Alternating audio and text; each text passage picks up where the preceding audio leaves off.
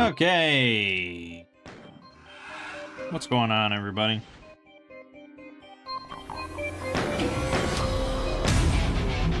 My name is Mangg. Welcome back to Hanging with Mangg. So 522, I think I saw there. Playing just a little bit of Doom here because it's one of the best games ever made.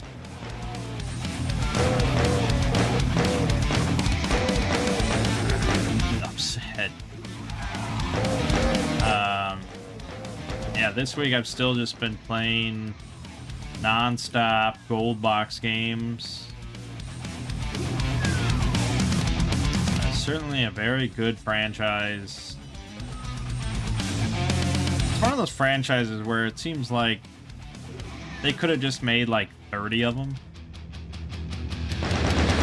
You know?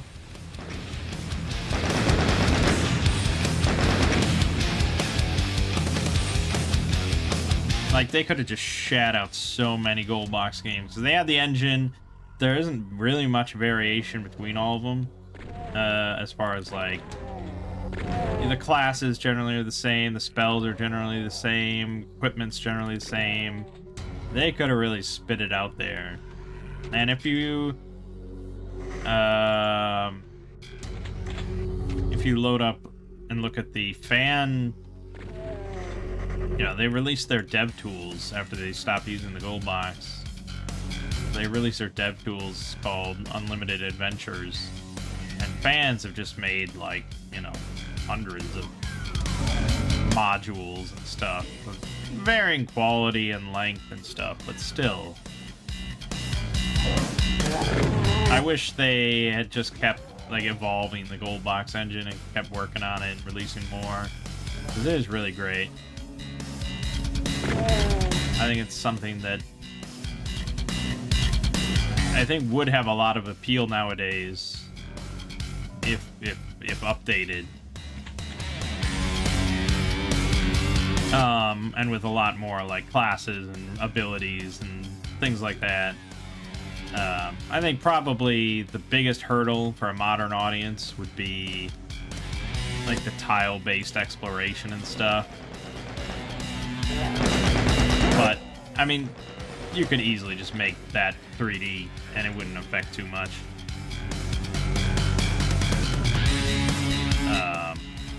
I don't know. I'm a big fan. I've really been enjoying going through all of them. Right now I'm on Death Knights of Krynn. I'm right towards the end of Death Knights of Krynn. After that I have one more, the Dark Queen of Krynn, and then I am done with the gold box games. I didn't record a full Let's Play for all of them. I did beat them all, but I just did like 3 videos a piece. So, still plenty of videos. I mean, that's 27 videos. I think one of the games ended up only being 2 videos. Still, it's a lot of videos. And there's all the Might and Magic stuff I did. And I want to keep going, because next, I want to do Baldur's Gate 1 and 2. With like a full party and import the party to the next game and all that, the whole shebang.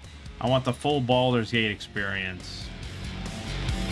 The real Baldur's Gate experience, not the Divinity Original Sin 3 experience that they call it Baldur's Gate. Anywho, so that's been a lot of fun.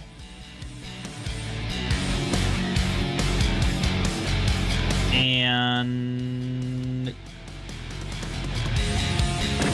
I'm just, you know, filling my time with old school RPGs until October 21st. And the Factorio expansion comes out. Because it's gonna be pretty big. You know, I'm planning on doing a solo full playthrough of it. Yeah, I'm not going to record every moment of that playthrough, as usual. I'm sure I'll do some stuff on my own, but... Yeah, and then Lego and I are also planning to stream it. Doing, like, a co-op run. Maybe with some more... I don't know. We're going to see. We're going to see the status of mods. I don't know if we'll play with any bug mods or anything like that, but we might crank up the bug settings a little bit. This Lego needs, you know, something to do.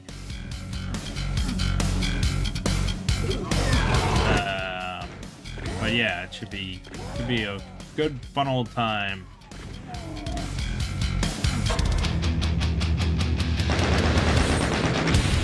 So yeah, that means this week, you know, we've got more Might and Magic coming, plenty of Might and Magic. I was uploading my last Cataclysm run, the Root Beer Express, so we'll finish that out. And then I think after that, we've got, I'm pretty sure I've still got something with RimWorld to upload. So there's that.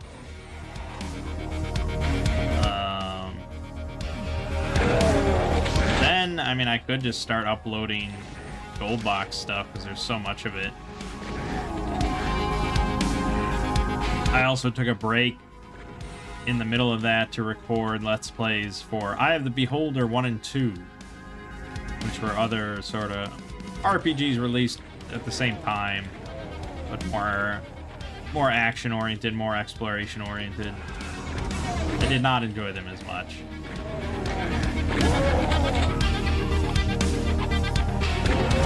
But there you go. That's basically it. Two Brothers Play, we're still continuing Archipelago, of course, all the time, forever. We started another run last night with 7 different games. We wanted to really go big and overboard here before Factorio. So, let's see. It's Secret of Evermore, Final Fantasy IV, Chrono Trigger, Super Metroid, Metroid Zero Mission, Hollow Knight, and Fire Emblem 8. Big old collection. We'll see how long that takes us to finish. Hopefully not too long.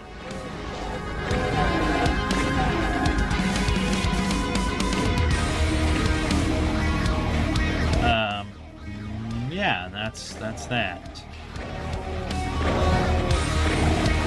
Over on the Exploring series, I put out a video on Toontown, which did alright. I think people enjoyed that reasonably well.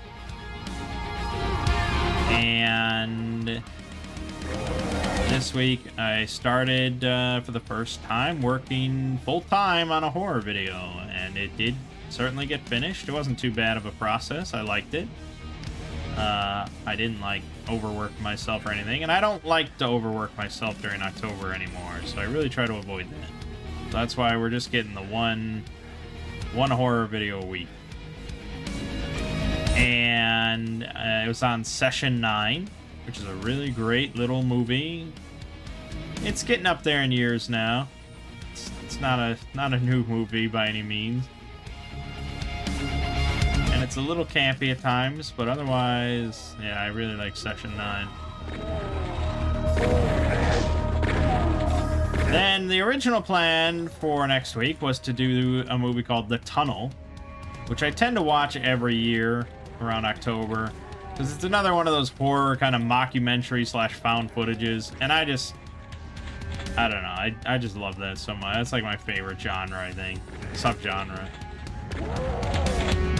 And I was all planning to do that, but I was like, you know, we've done a lot of found footage, mockumentary stuff. Maybe save that for later. And instead, let's really hit on some hard, good, classic October, Halloween-related stuff. It's just something that's not cerebral in any way, just classic stuff. So taking it back to the 80s, with potentially the best zombie film ever made. Some of you already know what I'm talking about. Return of the Living Dead. Yeah, certified all-time classic. And it is sort of just like the bummer of horror summaries. For me personally, why I would never watch a horror summary. It's just like, man, I'm not going to be able to do the movie justice, right? I'm going to have to censor stuff and you just miss you miss a lot of the vibes of the movie, and you miss out on like the guy's monologue at the start and stuff, and yeah. But I want to, if there's someone out there that's gonna watch the video that has never seen it, I want to introduce it to him and hopefully get him to watch it. That's my goal. Great movie, so I'm gonna cover that. Aside from that, though, the plan is still after that to be Dog Soldiers, and then ending with Hell House LLC. Which, for my first sort of Spooktober horror summary stuff, it's not like, we could do something more classic than that. I could cover like the original Halloween or something, but I don't know. Right now, I don't think the audience that I do have that is watching them is super interested in like really classic stuff. I would guess. I don't know. I mean, I like Halloween, but it is kind of dated, and personally, I enjoy Hell House LLC more, and probably less people know about it than Halloween, so... Halloween also, for a summary, is really kind of a slow film. It's pretty atmospheric a lot of the time, and stuff like that, and there's a lot of just, like, walking and blah, blah, blah, so I don't know how good of a summary it would make anyway. So I gotta pick something for Halloween. May as well be Hell House.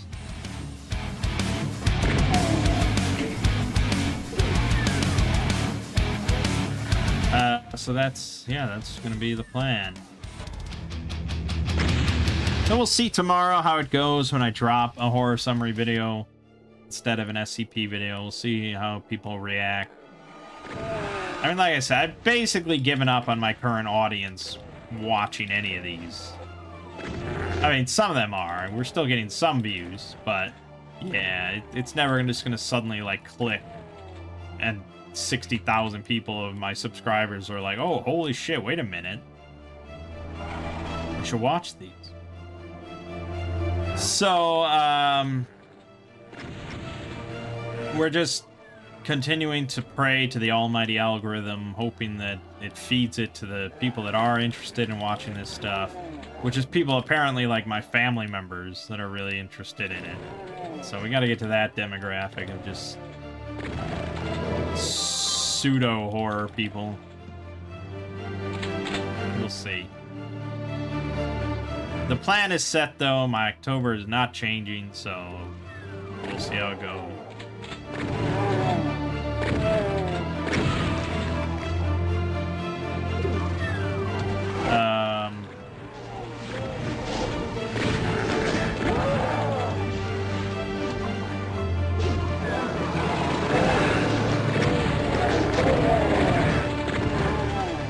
Yeah, that's all that. Not much else to say.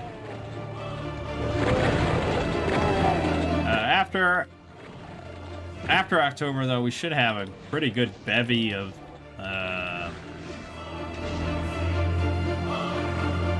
articles to cover. The next sort of October anthology of articles is going on now, which is like the ABCs of death, basically. And I think I said before that I thought about starting work to do another 31 days next year, covering all these articles. But honestly, I don't want to do it. I don't want to do it. So instead, I think we'll just I'll just cherry pick the best ones, and we'll just cover those and call it a day.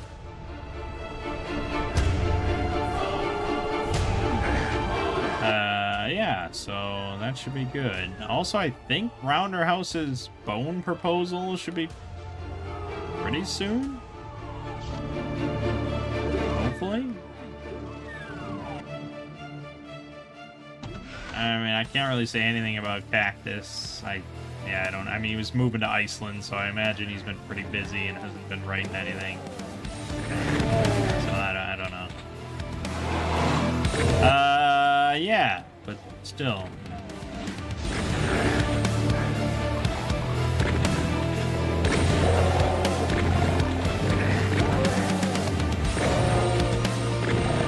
That's kind of about it, really. We didn't do D&D this week, so there's nothing on that front to talk about.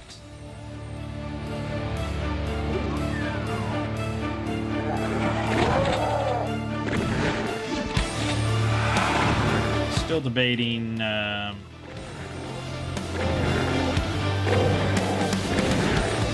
of what to do with this group that I have. You know, right now we're in one-shot mode, so everything's sort of based around one-shots. Because we have kind of a loose attendance every week. I don't think any of them really like dungeons that much unless they're... I don't know. If they're simple dungeons, maybe. But like last time, that complicated Lost Citadel where they all got lost and it just felt like they were wandering around in the tunnels and they didn't... You know, yeah, it was a little messy. I think they'd all probably prefer not like a pre-written dungeon and more just like I come up with some lame-ass adventure every week about them, you know, dealing with some goblin problem nearby and helping out a town. Like they'd probably be fine with that every week. So, I don't know. And the thing is, like, I probably could come up with some crap like that every week, just like with random generation of quests or something. Just come up with something. I mean, we did that when we were solo role-playing all the time. We just rolled on a table and be like, okay, I feel like this could be an interesting quest, and then just do it. And I probably should just do that all the time. And really only resort to pre-written stuff for dungeons. Like if something calls for a dungeon, just grab a dungeon and go for it. You know. That's probably what I should do. They'd probably enjoy it more. I don't know if I would enjoy it more, because having the pre-written stuff just takes, you know, takes all brain power away from me. And I just don't have to do anything and just be like, yeah, this is what it says, so, you know.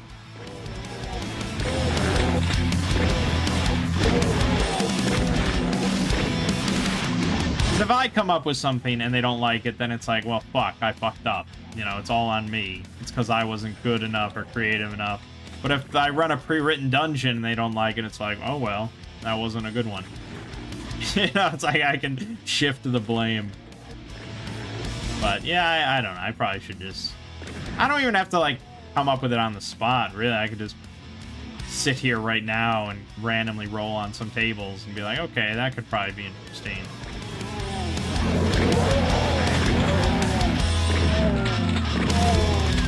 I don't know. We'll see. We'll see what I end up doing. You know, right now I'm playing through the Dragonlance games of the Gold Box. And I'm starting to get into Dragonlance. I'm actually reading the first novel in the series and stuff. And the first novel is actually based on a module, a D&D module for first edition. And so I was thinking about maybe just running that module, just kind of... I think it would be more interesting for me than anybody else, because I want to compare it directly to the novel and just see. I mean, I've heard it's not super great or anything. And then I was also looking, the only Dragonlance material for 5th edition is this like campaign for levels 1 to 11 called Shadow of the Dragon Queen. And I was like, well, maybe I could try running that. But I saw that apparently it's hot dog shit that has like no respect whatsoever for the Dragonlance universe. It's like, well, that kind of is pointless. And then even beyond that, it's just like not a very well written module. It's way too railroady, and it like basically just takes control of the characters all the time and shit. So yeah, probably not worth running or reading.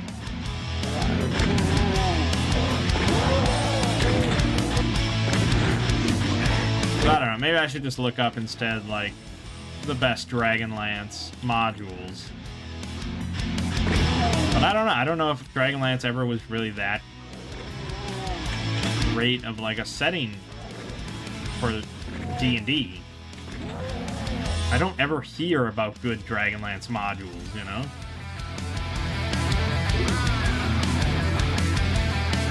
So maybe it was just more like the novels were good and people liked the novels and that's where it ends. And that's why Wizards of the Coast is just like, yeah, I don't know. This just isn't working. Which is weird, because you wouldn't think the setting would dictate good modules or not that much.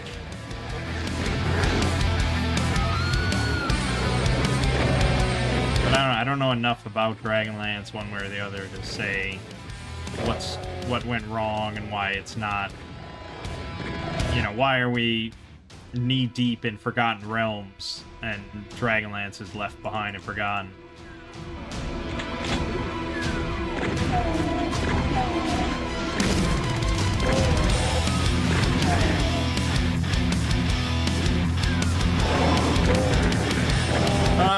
Yeah, so that's basically it.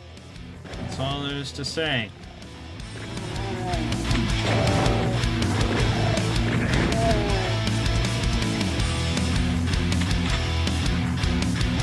I guess I will just finish out this level now. Listen to this epic music. Damn good stuff.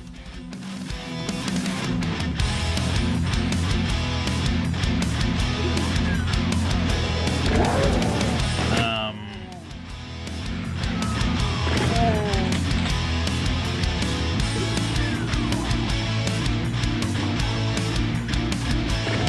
feel like I wanted to talk about something else, but now I can't remember, so I guess not.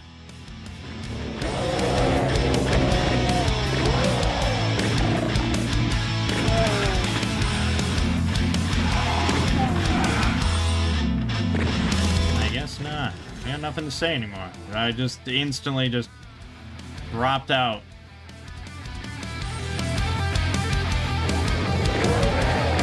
Now I'm just trying to finish this level. Anyways, so we've got